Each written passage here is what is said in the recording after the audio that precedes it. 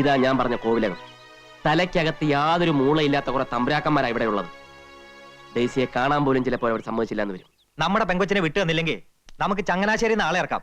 അല്ലെങ്കിൽ എറണാകുളത്ത് പറ്റിയ ടീമുണ്ട്. എന്നതാ തോമാച്ച ഇത്? തല്ലിനും ഗുണ്ടായുസത്തിനൊന്നും പോണ്ട. അവള് നമ്മുടെ ഡെയ്സി മോള് തന്നെയാണെങ്കിൽ ഈ നാട്ടിൽ നിയമം പോലീസൊക്കെ ഇല്ലേ? എന്തൊക്കെ ചെയ്താലും 4 ആൾ അറിഞ്ഞാൽ നമ്മുടെ പെങ്കൊച്ചിനെ നാണക്കേട്. കാര്യങ്ങളൊക്കെ അങ്ങ് നയത്തി പറഞ്ഞു തീർത്താ മതി. അമ്മച്ചി പറഞ്ഞാ എന്റെ ശരി. ഇല്ലെങ്കിൽ കല്യാണ പെണ്ണൊരു ഒളിച്ചോട്ടം കഴിഞ്ഞ് വന്നതാണെന്ന് നാട്ടുകാരറിഞ്ഞാ ഏറെ നാണക്കേട് എനിക്കാ. ഞാൻ നേരത്തെ പറഞ്ഞില്ലേ മൂളയില്ലാത്തത്, അതിലൊരു തമ്പുരാനാ വരുന്നത്. മോളെ ഞാനിപ്പോ ശരിയാക്കി തരാം. നീ ശരിയാക്കാനൊന്നും പോണ്ട. ഇവിടെ ഉള്ളവന്മാരെല്ലാം ഒരു വിവരമില്ലാത്ത ഭ്രാന്തന്മാരാ. ദേ വന്നു. ഭ്രാന്ത് നിന്റെ ഈ നിൽക്കുന്ന തന്തക്കടത്തേണ്ടി.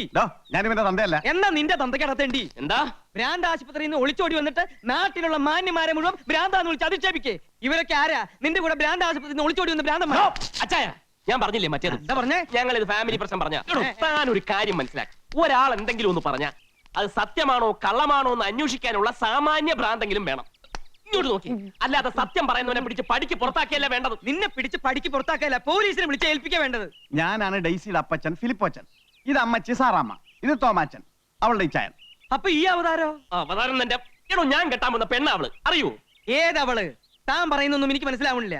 ഞങ്ങളെ മാനവും മര്യാദയായിട്ട് ജീവിക്കാൻ താൻ സമ്മതിക്കില്ലേ? മാനവും മര്യാദയ്ക്കും ജീവിച്ച പെണ്ണിനെ ഒരു മന്ത്രവാദിയെ കൊണ്ട് മയക്കെടുത്ത് നിങ്ങളാ. ഡെയ്സി ഒന്ന് കാണിച്ചു തന്നാ മതി. വിവരങ്ങളൊക്കെ അവളെ കൊണ്ട് തന്നെ പറയിക്കാം. ഹേ സ്ത്രീയെ, ഇവിടെ നിങ്ങളുടെ മകളില്ല. ഇത് കോവിലകമാണ്. ഇവിടെ ക്രിസ്ത്യാനികളെ താമസിപ്പിക്കില്ല. ചെട്ടിയാരെ, താൻ കൂടുതൽ വർത്തമാനം പറയാതെ പെണ്ണിനെ കൊണ്ടുവിടും. അച്ഛൻ നിന്ന് ആൽബോഞ്ഞിട്ടെടുത്ത് ഇത് നോക്ക്. നിങ്ങളുടെ വീട്ടിൽ താമസിക്കുന്ന പെണ്ണ് ഞങ്ങളുടെ ഡെയ്സി തന്നെയാണെന്ന് ഇത് കാണുമ്പോൾ നിങ്ങൾക്ക് മനസ്സിലാവും. നോക്ക്.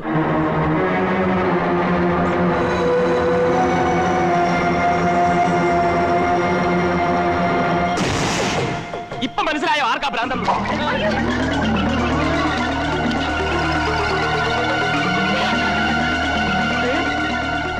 പറക്കണോണ്ടോ?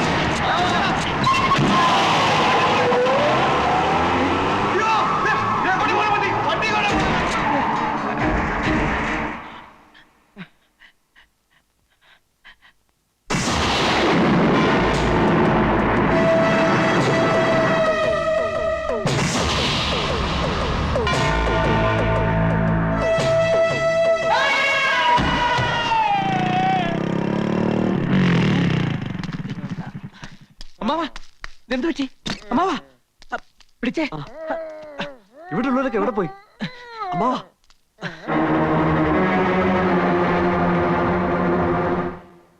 എന്താ ഉണ്ടായേ? ഞങ്ങൾ വന്നു കേറുമ്പോ അമ്മാവൻ ബോധമില്ലാതെ കിടക്കായിരുന്നു. ഉടനെ ഏതെങ്കിലും ഹോസ്പിറ്റലിൽ കൊണ്ടുപോവാം. ഭഗവതി, ഇത്ര പെട്ടെന്ന് ഏട്ടൻ എന്ത് പറ്റി? അമ്മാവാ, ഇതെന്ത് ഭാഷയാണ് അമ്മാവാ? ഒന്നും അങ്ങോട്ട് മനസ്സിലാവണില്ലല്ലോ. എന്താ ഉണ്ടായെന്ന് പറ രാമാ. എന്ത് പറ്റി അമ്മാവന്?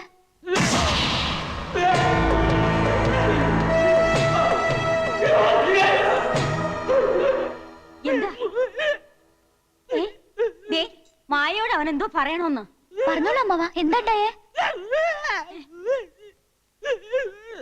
ഓ, എന്തെങ്കിലും തിന്നാൻ വേണോ?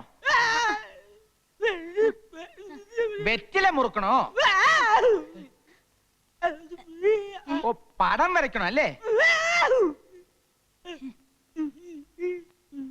എഴുതി കാണിക്കാന്നാണോ? ശങ്കര, ഒരു പേനയും കടലാസും വേഗം കൊണ്ടുപോവാ.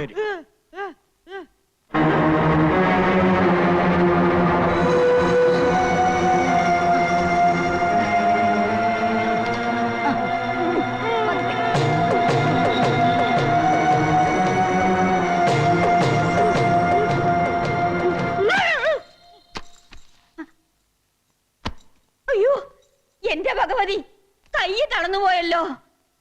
കൃഷ്ണ, വേഗം ചെന്ന് മേപ്പാടിനെ വിളിച്ചോണ്ട് വരിക. ഇവിടെ അനർത്ഥങ്ങൾ കൂടുകയാ. ഇതിന് പരിഹാരം ചെയ്യാൻ മേപ്പാടിനെ പറ്റൂ. ഇതിന് മന്ത്രവാദമൊന്നുമല്ല, നല്ല ചികിത്സ ആവശ്യം. കുട്ടി, നിനക്ക് പറഞ്ഞാ മനസ്സിലാവില്ല. ഈ കുടുംബത്തിൽ ഇങ്ങനെയുള്ള അനുഭവങ്ങൾ ഞാൻ കുറേ കണ്ടതാ. എന്നാലും വർമ്മമ്മവൻ ഇങ്ങനെ തളർന്നു വീണ സ്ഥിതിക്ക് മേപ്പാടിനെ അല്ല വരുത്തേണ്ടത്, ഡോക്ടർ തന്നെയാണെന്ന് എന്റെ അഭിപ്രായം. വർഷങ്ങൾക്ക് മുമ്പ് എത്ര ദുർമരണങ്ങളാ അടിക്കടി ഈ വീട്ടിൽ നടന്നിട്ടുള്ളത്.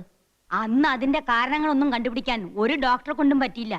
ഈ മേപ്പാടന അതിനൊക്കെ പരിഹാരം കണ്ടെത്തിയത്. കുട്ടിക്ക് വിശ്വാസം ഇല്ലെങ്കിൽ വേണ്ട, പക്ഷെ ഈ മുത്തശ്ശിയെ പഠിപ്പിക്കാൻ വരരുത്.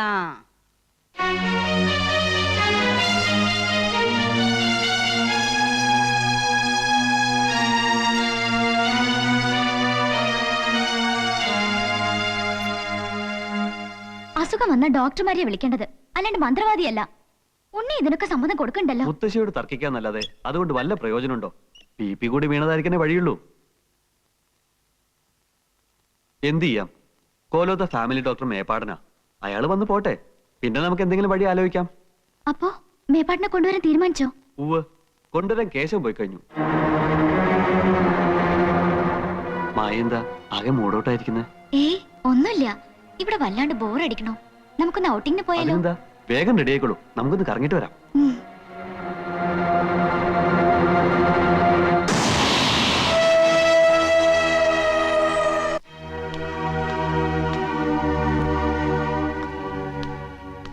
നമ്മളിങ്ങനെ ഇവിടെ വന്ന് ഈ ഹോട്ടലിൽ താമസിച്ചിട്ട് ഒരു ഗുണവുമില്ല. കാര്യങ്ങൾ കുഴയുന്ന ലക്ഷണമാണ്.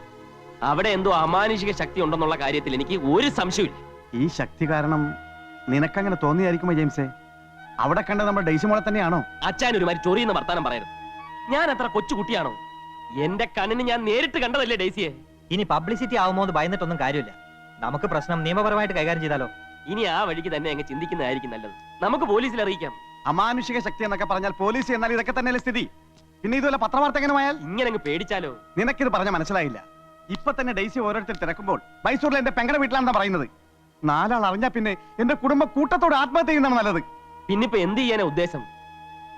ഏതായാലും മുള്ളിനെ മുള്ളുകൊണ്ടെടുക്കണമെന്നാണല്ലോ പ്രമാണം. ആ വഴി ഒന്ന് ആലോചിച്ച് നോക്കാം. എങ്ങനെ? കടമറ്റത്ത് കത്തനാരച്ചന്റെ പരമ്പരയിൽപ്പെട്ട ഒരു ഫാദറുണ്ട്. എത്ര കൊടിയ ബാധയും കുരിശേൽ നിർത്തുമെന്നാ കേട്ടത്. ചെകുത്താന്മാരെ ഒഴിപ്പിക്കുന്നത് കൊണ്ട് അദ്ദേഹത്തെ അറിയപ്പെടുന്നതിന് ചെകുത്താനച്ചൻ എന്ന പേരില്ല. അത്ര വലിയ മന്ത്രവാദിയാ അദ്ദേഹം. മന്ത്രവാദി മാത്രമല്ല, ലോകപ്രശസ്തനായ സൈക്കാട്രിസ്റ്റ് കൂടിയാ. എങ്കിൽ നമുക്ക് എത്രയും പെട്ടെന്ന് ആ ചെകുത്താനച്ചനെ കാണാം.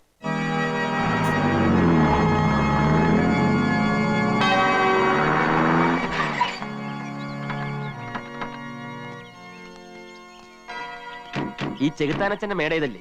ചെകുത്താനച്ഛനോ? അങ്ങനെ വിളിക്കരുത് കുഞ്ഞാടെ, അത് അച്ഛന്റെ ഇരട്ട പേരാകുന്നു. അവിശ്വാസികളാണ് അങ്ങനെ വിളിക്കുന്നത്. വിശ്വാസികൾ ഡോക്ടർ മികായലച്ച എന്നെ വിളിക്കൂ. ഒരു ബാധ കയറിയ കേസ് ഉണ്ടായിരുന്നു. അച്ഛനൊന്ന് കാണണമല്ലോ. ഇയാളെ കണ്ടപ്പോഴേ എനിക്ക് തോന്നി. എനിക്ക് കുഴപ്പമൊന്നുമില്ല. ആളെ കൊണ്ടുവന്നിട്ടില്ല. പിന്നെ ആർക്കാ? എല്ലാം മിഖാലച്ചനോട് ഞങ്ങൾ പറഞ്ഞോളാം. ഓ, കയറി വരൂ കുഞ്ഞാടുകളെ. പിന്നെ ശ്വാസം